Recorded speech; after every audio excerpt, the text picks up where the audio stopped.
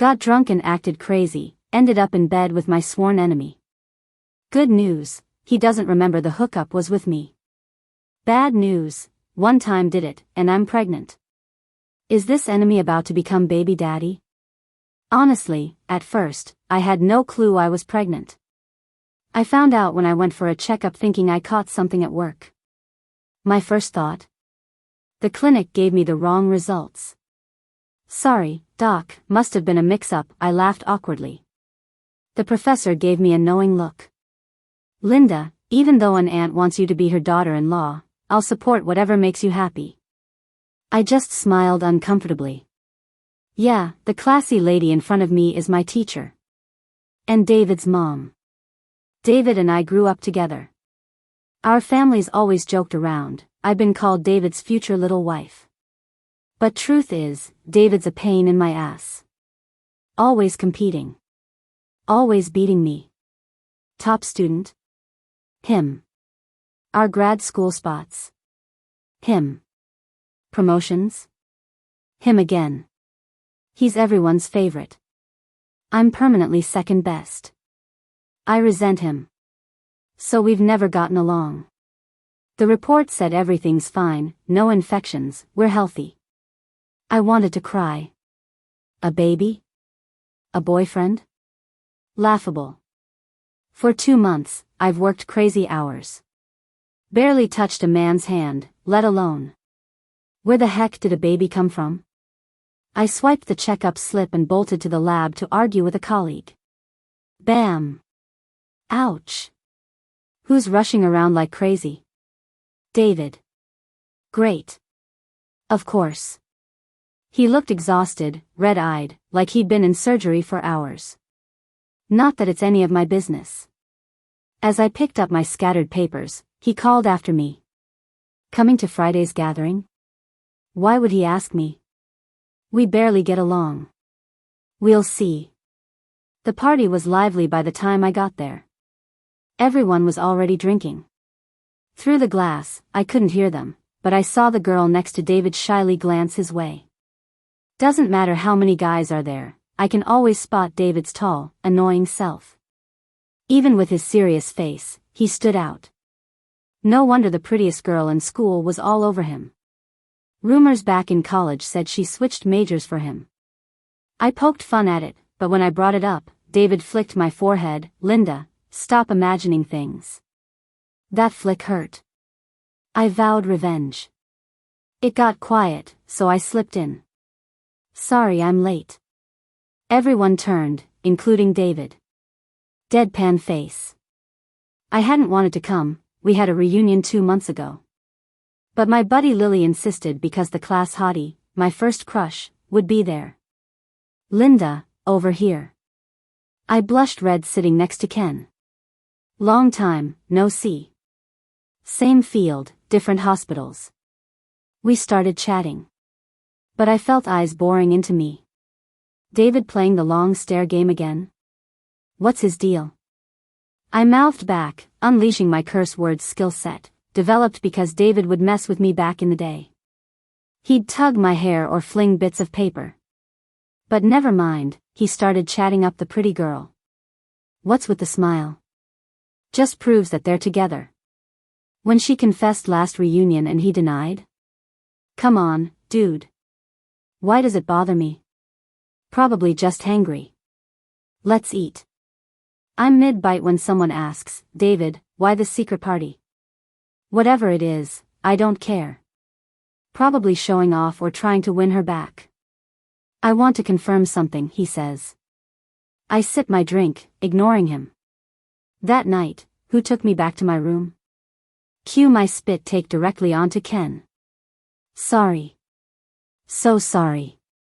Lily pats my back, how'd water choke you? But chills ran down my spine. Thinking back, equation, the wrong test results plus that night's blur, equals one terrifying truth. While everyone turned into sleuths, I blanked. I snuck another look at David. He seemed pissed. Gotta escape. But David intercepted near the door. Where are you going? I'll take you. No thanks. How else will I find a pregnancy test? Without waiting for his response, I drove straight to the pharmacy. Between emergency calls, I'd forgotten the test mix-up.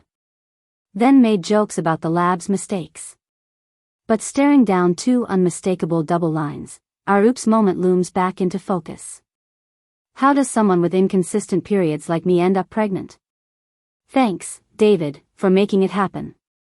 The memory of that night flashes back. Everyone was wasted. David got dragged to room 419. He'd never get wasted. Seizing my once-in-a-lifetime opportunity. Fueled by liquid courage, I sneaked into David's room, planning to snap some embarrassing photos to blackmail him later. Click click, I went with reckless abandon. Scrolling through my phone, I relished in a collection that would infuriate David. A mischievous grin spread across my face. I couldn't wait for tomorrow when he'd sober up and see these socially crippling photos. He'd be grinding his teeth, helplessly frustrated. Ha! Let's see him challenge me now. I pinched the corner of the mouth of the man who was out cold on the bed. Suddenly, he smirked, which caught me off guard. He was smiling. My brain short-circuited. Countless repressed emotions stirred up a different kind of ambition in me. Before my cloudy thoughts could settle, I was already straddling his waist, pressing my hands on his firm pecs. Looking down at him, I blurted, laughing, "Huh? Let's see how you like being on the receiving end tonight." The man beneath me groaned, eyes suddenly popping open. His gaze was hazy, deep like a vortex inviting exploration. Then he grabbed my waist, lifting me slightly upward, gritting, "Stop it, get off." Determined, I wasn't going to back down from his reverse psychology. I leaned forward, chuckling, "I won't stop."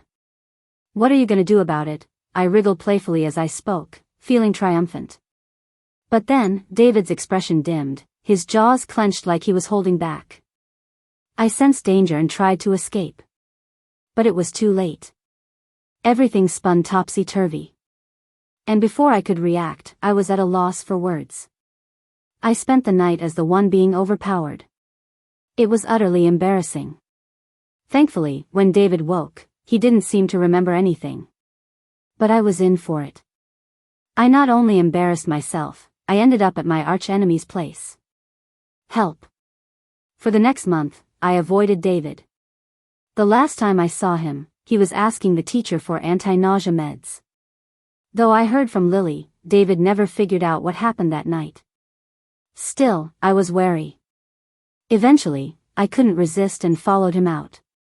But at the door, I saw him happily getting into the campus queen's car. I laughed self-deprecatingly. Guess I was fooling myself.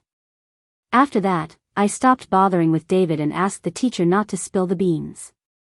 The teacher seemed puzzled. Why? Isn't pregnancy something to celebrate? It is if you're in love. But when the baby's dad is your nemesis and he's got someone else, things get messy. I awkwardly smiled. Our relationship is still rocky. I haven't decided if I'm keeping the baby. The teacher sighed. I really can't understand you sometimes. I wrestled with it for a while. Each time I got a checkup, I'd hope for something wrong so I could end it all. But as everything came back clear, I started feeling happy about it. So I decided to keep the baby. Even if I took something from David, I didn't need him involved. He'd never know. My parents respected my decision. I quickly applied for a year sabbatical at a branch office. I thought no one would notice. Yet, just as I returned to the office from surgery, David stormed in, upset. "Why are you transferring to the branch?" I didn't know how he found out. I didn't ask either, just smiled, "Got bored here." David left, just another classic tense exchange between us. I was used to it. After that, we conveniently avoided each other at the hospital. I saw him again the day the transfer was approved. My parents invited David's family to a picnic. Everyone enjoyed themselves, except David, who hardly ate, just silently grilling meat, looking moody. At that moment, winning or losing didn't seem that significant anymore. I got up, sat next to him, and coolly remarked, "Happy now? No one's competing with you here." Is that all you have to say? His voice was calm but carried some hidden emotion I couldn't decipher. Yeah. I answered firmly. He didn't say more, just pushed a plate of deboned lamb chops towards me after grilling. I was startled. He remembered I don't like gnawing on bones. Looking at the sizzling meat, my mouth watered. As I took a bite, David suddenly ran off with his mouth covered. Wait, was he allergic to lamb chops? Is he really sick? Watching him retch a short distance away, an unexplainable concern rose within me. Wendy, is David seriously ill? Wendy paused, then burst out laughing. Not sick. Maybe it's morning sickness. David with morning sickness? For whom? Instinctively, I glanced at my still flat belly. Could it be me? So when he got anti-nausea meds, they weren't for the campus queen, but for himself? Why does today's sky look so particularly blue? I quickly grabbed a bottle of water to bring to David. Wendy continued, honestly, if he hadn't insisted he didn't have a girlfriend, his dad and I would have thought he was having sympathetic morning sickness. My budding excitement was replaced by anger. No girlfriend? What about the campus queen then? Squinting at the vomiting man from afar, I quietly put the water back. Ugh, what a jerk. That evening, David offered to drive me home but we barely spoke. We arrived. He seemed agitated, like he was upset. But I couldn't recall angering him today. People often say women are hard to understand, but men, especially those with morning sickness, are way more unpredictable. I quickly got out of the car to avoid any trouble. Thanks for the ride. See ya. Without looking back. But as the car door clicked shut, my wrist was suddenly grabbed. Confused, I turned to David, noticing his furrowed brows, a hint of resentment beneath them, and a painful grip on my wrist. David, what are you doing? Under the streetlight, this guy was staring at me intensely, his lips curling slightly, giving me a look that was hard to decipher. I was kind of caught off guard. What are you doing? I asked, my confidence dropping a bit. David held my shoulders firmly and said, Linda, do you really not know who was in room 419 that night? I froze, my head aching badly. Actually, David asked me about this the day after it happened. Back then, my back was killing me, and I yelled at him in frustration. Are you crazy? Who you hook up with is none of my business. Go away, don't bother me during my nap. He left sulking and never brought it up again. So why was he asking me again tonight? Did he find out? Or was he just trying to prove his innocence to the campus beauty? Should I confess or deny it? Answer me. David raised his voice, and I glanced at my belly nervously, finally making up my mind. Actually, that night. Just then, David's phone kept ringing non-stop. It was the campus beauty calling. David irritably hung up, but the calls kept coming. Answer it. He glanced at me, then turned aside and put it on speaker. David, I'm bleeding, hurry over. Her trembling cries reached my ears loud and clear. On the other end, she sounded terrified, crying really hard. David's brow furrowed, his grip on the phone visibly tightening in anxiety. Don't move, I'm coming right away. I understood, kicking a stone aside. I tossed over my shoulder, David, I told you many times before, I don't know. Don't bother me again. I turned around and headed upstairs. Linda. Next day, straight to the branch hospital. My mom wanted to come along to take care of me. But I turned her down. For one, my grandma needed someone at home, which would mean mom running back and forth, and I worried about her health because she had a minor surgery last year. Plus, the baby is still small, and I'm managing well. Also, my place is right next to the hospital, just an 8 or 9 minute walk, very convenient. After some persuasions, they reluctantly agreed. Your dad and I will visit once a week, and when the baby gets bigger, I'll come stay with you. Linda, take good care of yourself and our little great-grandchild.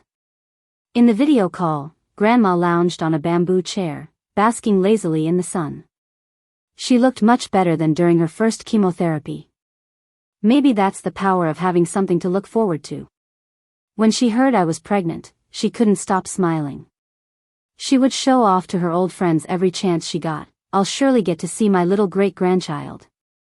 I also think Grandma will live a long life. Thanks, Grandma, Dad, Mom. Listening to their concern over the phone, I felt a bit guilty. Back when I first found out I was pregnant, they asked about the baby's father, too. I stayed silent. They didn't press on, just sincerely asked if I was sure about my decision. I nodded firmly.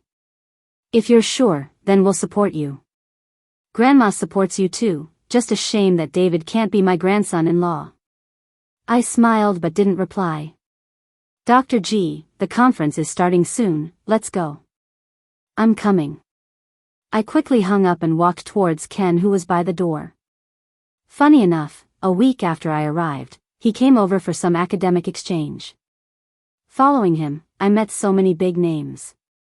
Listening and learning next to him, I've gained a lot in half a month. I finally realized my skill level was really lacking, not that David deliberately held me back on ratings. So I was quite excited about this exchange conference. Who knows what other bigwigs I'd meet. David is also here. Hearing David's name made me pause on the stairs. Felt like I hadn't heard that name in ages.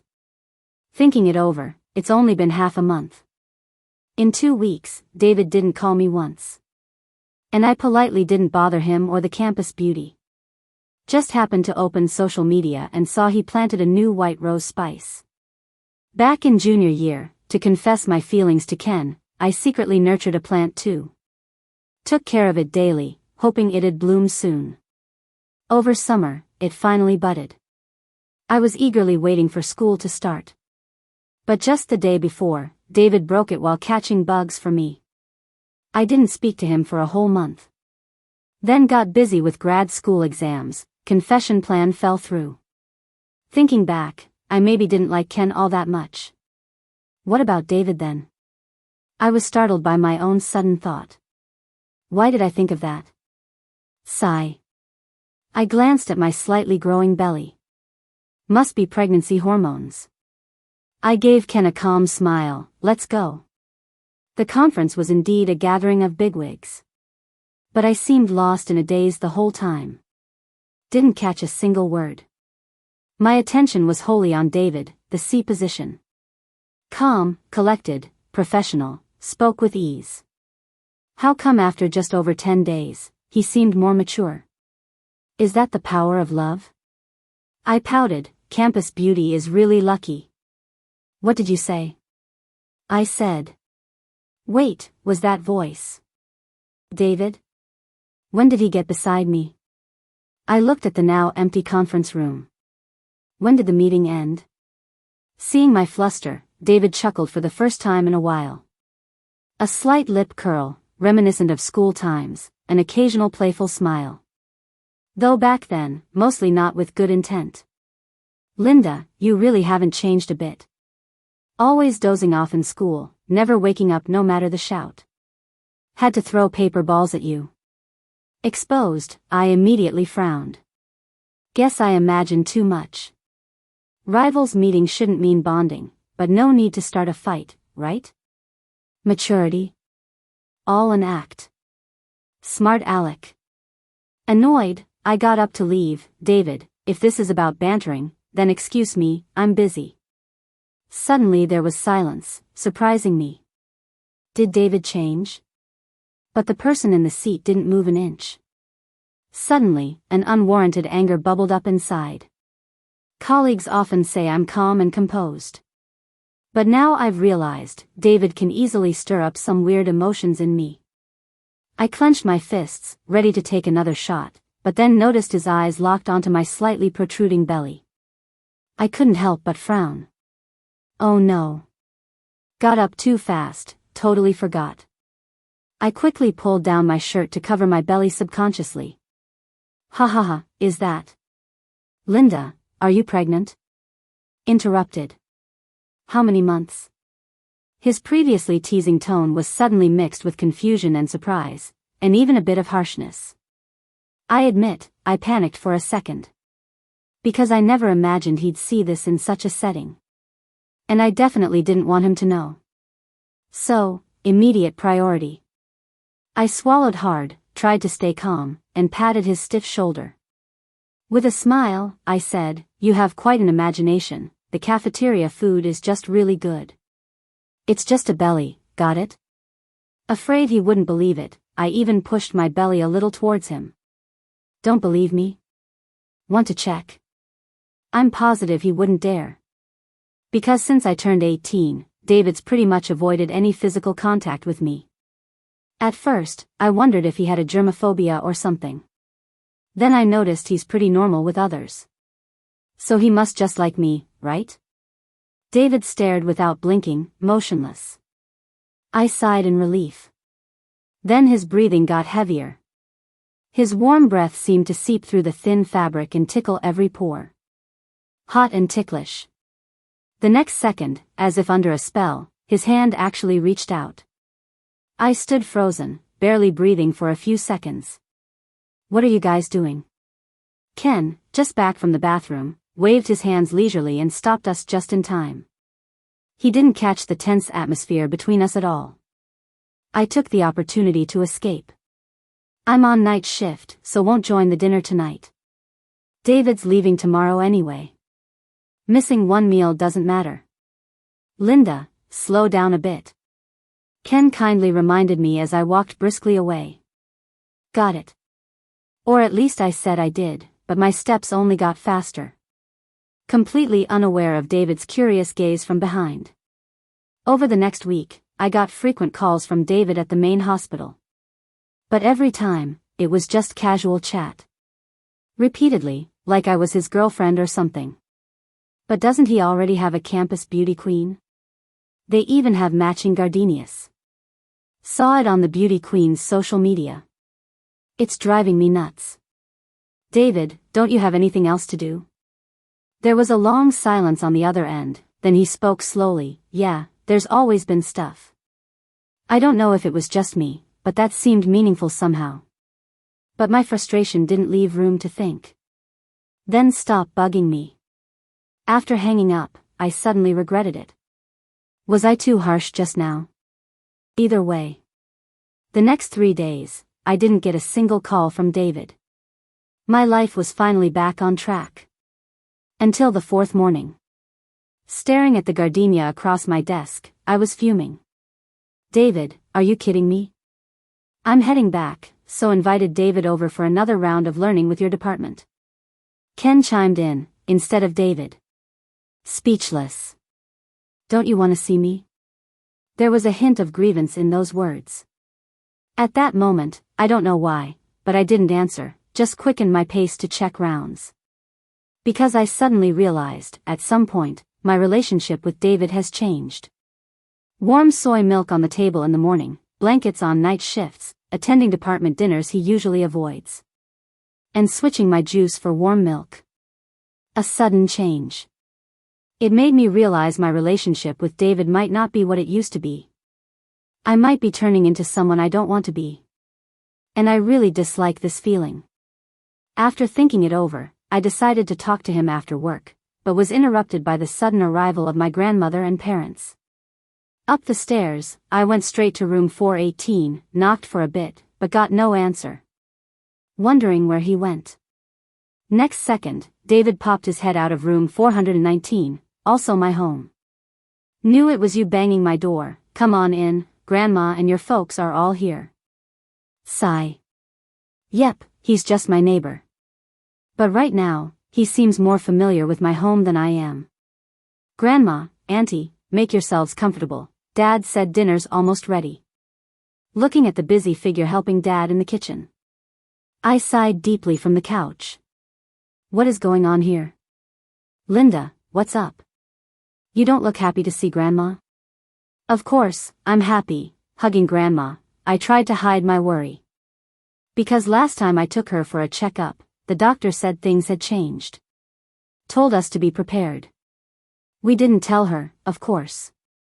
In our eyes, Grandma who talks about her great-grandson every day seemed to be just getting better.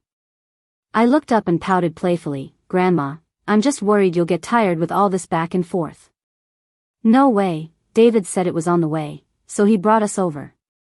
On the way? Glancing at someone in the kitchen pretending to yawn. What is he up to? He clearly overheard me talking on the phone about missing Grandma and specially rushed back after his night shift to pick her up. It warms my heart, but also makes me a bit worried. What's he trying to do? Dinner's ready. In the kitchen, David was eagerly helping with the dishes and even skillfully peeling shrimp for me during the meal. I gave him a death glare, but he didn't seem to care. I couldn't take it and started kicking him under the table. What's up, David? My mom asked, concerned. Under the table, David held my flailing leg in place and replied calmly, the food that Uncle made is just too good. While speaking, he wasn't idle. He slipped my fallen sock back on single-handedly. Our fingers brushed. A tingling sensation spread from my toes to my whole body. Especially to a certain spot in my heart. I flinched and quickly pulled my foot back. But when I met David's amused eyes, my face turned red with embarrassment. I lowered my head, trying to look normal. But Grandma, sharp as ever, noticed something was off. Linda, why is your face so red? Is it too hot? Grandma asked, touching my forehead. Yeah, it's a bit warm. I stammered, while someone else remained cool as a cucumber. I shot David another glare and angrily turned the AC down a couple of degrees. He must be doing this on purpose. Just as we were finishing up, I got a video call from Wendy. She kept asking if I was feeling okay, and I answered all her questions. When David popped into the frame beside me, Wendy abruptly changed the topic, zitting, you rushed off to the division, anything you're not getting used to? What did Wendy mean by that? I was about to ask, but David snatched my phone away. Mom, everything's great over here. His exaggerated expressions were pretty funny. With Wendy's laughter, everyone kept chatting and joking around as if nothing happened. Just like one big family. But something didn't sit right with me. It's better to clear things up before they get messy. After dinner, I used the excuse of taking out the trash to call David downstairs. He walked ahead, whistling a little tune, clearly in a good mood. David. Yeah. He kept walking. What, you want me to sneak you some ice cream again? I paused, then continued. David, we both should get back on track, you have someone else to care about. He stopped and turned, looking at me with mock sadness. Who should I care about then? He was playing dumb. I felt a sting in my heart but forced myself to remind him, your campus beauty girlfriend. David acted like he'd heard the funniest joke ever. He, who rarely laughed out loud, burst into laughter, so that's why you've been avoiding me? Won't admit you like me? Frankly, I'm not sure when I started liking David. Maybe it was just now when I saw him in the kitchen. Maybe it was in college when he carried me to the infirmary. Maybe it was back in high school when he tutored me in physics every night. Or maybe even back in middle school when he used to flick paper balls at me. Maybe even earlier. But I can't recall. We grew up together, always bickering. I always assumed we'd keep going on like this. Until I saw the campus beauty confessing to him at a reunion. Suddenly, I felt a crisis. A knot in my chest. So, the mess that night wasn't all to screw with him, it was partly out of spite. Discovering I was pregnant wasn't planned, I didn't want to use a child to tie him down. So even when I realized I liked David, I refused to face it. But right now, these 6 months of emotions were overwhelming. What's the point of liking him? I refuse to be the other woman. I screamed, pouring out my heart. As if this way, the bad thoughts could pour out of my heart. Finally, I squatted down, bawling my eyes out. The next second, I was being enveloped in David's arms, his soothing voice above my head, you never were, you never are. What about the campus beauty? I punched and kicked. He held on tight, not answering immediately. Just pressed my head against his chest. After a while, he seriously said, listen, since we were kids, it's always been you that makes it skip a beat. Thump, thump, thump, loud and clear. Soon, loud and resonant. He held me tight, and when I struggled, I started to curse him. David, you jerk, you scumbag. He only kept agreeing but denied being a scumbag. I never had anything with the campus beauty. It's all clean. I gave him a withering look. He laughed but continued to explain. That time she had bleeding issues after abdominal surgery. I was responsible for that surgery, so I was worried. What about the white thorn rose? I'm bad at gardening, it almost died. The campus beauty is great with plants, so I asked her for help. She confessed to you? I turned her down. I swear, we're just pure colleagues. I calmed down a lot, teasing him for being ruthless. With a perfect wife candidate. What a loss. His face turned serious, wiping off all smiles. I thought I hit a nerve. He then looked into my eyes earnestly, word by word. Linda, hear me out. The only wife locked in for David, the mother of my unborn child, is you. Before, now, and forever. Such a strong confession had me at a loss for words. I only stared wide-eyed, frozen in place. After a while, I murmured, so, you remember that night? I always thought it was just a dream. Because I asked everyone, no one saw someone enter my room. Even if later, I went to the hotel to check the surveillance, it just so happened that floor's cameras were down. So. But when I saw your belly, I knew for sure, it was all real. Such sudden honesty and sincerity made me a bit uncomfortable. I chalked it up to rival-turned-boyfriend awkward syndrome. I quickly turned and walked in the opposite direction. David hurried to catch up and grabbed my hand tightly. Where are you going? I chuckled, it's late, time for the kid to go home and sleep. He seemed relieved, but instead, he gripped my hand even tighter as if I might run away. I'm getting hot. David, ease up a bit. No way, I let you slip away once before. I won't let it happen again.